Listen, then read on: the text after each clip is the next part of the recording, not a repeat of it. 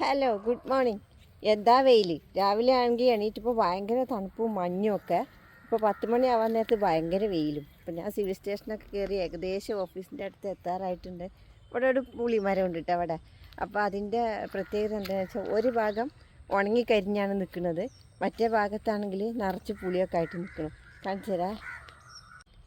ഈ കാണുന്ന മരമാണ് ഞാൻ പറഞ്ഞത്. ഇത് കണ്ടോ, വെയിലിൽ ആകാശത്ത് എൻ്റെ നീലേൻ്റെ ഇടയിൽ കൂടി ആ കമ്പുകൾക്ക് ഇങ്ങനെ കാണുന്നത്, അതിൻ്റെ ഒരു ഭാഗമാണിത്. മറ്റേ ഭാഗമാണ് ഇത്. കണ്ട വിശ്വസിക്കോ? ഒരു ഭാഗത്താണെങ്കിലും ഉണങ്ങി കരിഞ്ഞാൽ നിൽക്കുന്നത്, മറ്റേ ഭാഗമാണെങ്കിൽ തളിർത്തിട്ടും. കണ്ട നിറയെ പുളിയും ഉണ്ട് കേട്ടോ. കുറേ പുളിയൊക്കെ ഉണങ്ങിയിട്ടുണ്ട്. അപ്പോൾ അത് കണ്ടപ്പോൾ ഞാൻ എപ്പോഴും വരുമ്പോൾ കാണും. അപ്പോൾ ഇപ്പോഴാണ് അത് മനസ്സിലായത്.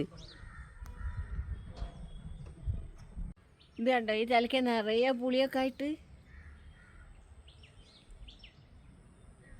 ആ ബാത്റൂമിൻ്റെ സൈഡിലൊക്കെ നല്ല തണലൊക്കെ ആയിട്ടുള്ള മരമായിട്ടാണ് നിൽക്കുന്നത്.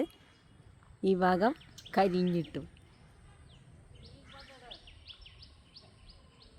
ആ മരത്തിൻ്റെ ചോട്ടിൽ വന്ന് വീഡിയോ എടുത്താണ് ഞാൻ. എന്തായാലേ പ്രകൃതിയുടെ ഓരോ വികൃതികളെ.